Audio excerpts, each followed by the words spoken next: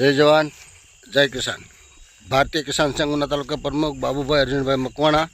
આજનો વિષય આપણે એવો લેવાનો છે કે ખનિજ ખાતા અને આ તંત્ર ઉપર જે હમણાં એક હુમલો થયો છે, એવો વિડીયો એક વાયરલ થયો છે કે ખનિજ ખાતાના અધિકારી ઉપર ભૂમાફિયાએ હુમલો કર્યો છે। તો ભૂમાફિયાને પાડનાર કોણ? ભૂમાફિયા બનાવનાર કોણ?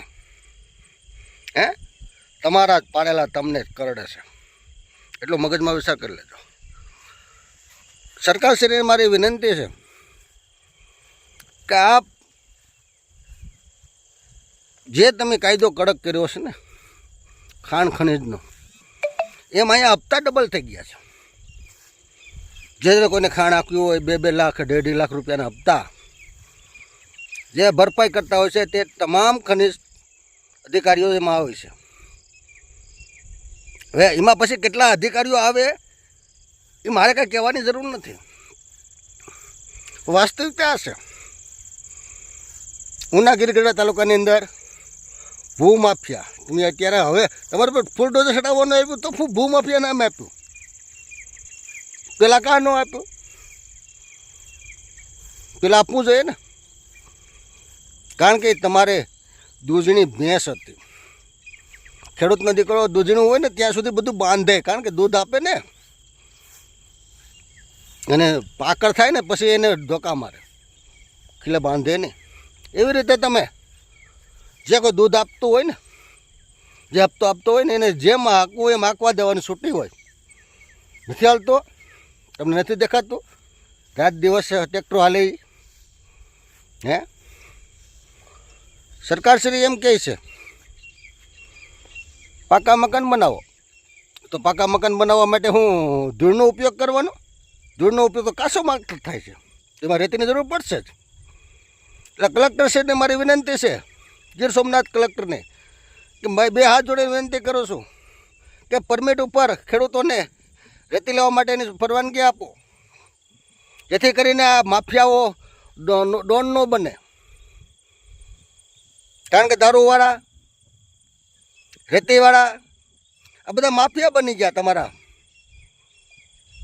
આના કારણે જે પરિસ્થિતિ પેદા થાય એ ન થાય, એના માટે હું 2 હાથ જોડે વિનંતી કરું છું કે તમે છૂટી આપો, જેથી કરીને પરમિટ આપો।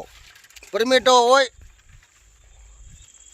અને પરમિટ લઈને જે કોઈ ભરીને જતું હોય તો રોકવાની, ન પરમિટ હોય તો એને અણધારો દંડ કરવો। પેલા હાલતું હતું જ, આ ભાઈ આવ્યા પછી કોણ આવ્યું એ મારે કહેવાની જરૂર નથી, પણ આ ભાઈ આવ્યા પછી આ બધા કાયદા કડક દારૂના કર્યા ને આ ફલાણાના કર્યા। દારૂના જે 5,000 હપ્તોના 10 થયા ને 10 હતા 20 થયા ને લાખના હતા ને 2 લાખ થયા, આવું બધું હાલતું હોય। અને તમારી ઉપર જે પછી ટ્રેક્ટર ચડાવવાની કોશિશ કરે અને તમારી ઉપર હુમલો કરે તો એ પછી તમે પાછા હોસ્પિટલમાં દાખલ થાઓ। વાહ, હું બાકી અંગ્રેજોએ એમને પેદા કર્યા હોવા। હું વિનંતી કરું છું આવા અધિકારીઓને, આવા નાલાયક અધિકારીઓ જે હોય એને પછી પાછા ફરિયાદો ન કરશે ને ફલાણું કરશે ને, ખેડૂતના દીકરાને કાંઈ પણ રેતી લેવી હોય તો તમે દોડીને પોગી જાવ છો। રાતથી ટ્રેક્ટરો હાલે છે, ત્યાં તમને નથી દેખાતા? ઉના પોલીસને નથી દેખાતું? ગીરગઢડા પોલીસને નથી દેખાતું? નવરાવ ખેડૂતનો દીકરો એક તગારું ભરીને જતો હોય તો દોડીને પોગી જવાનું, જ્યાં એના ખેડૂતને જણી કાઢવાની। આ તમારા મોટા બાપ પાસે એ બધાય તમે એને સામે કાંઈ બાહુને ચડાવી શકતા?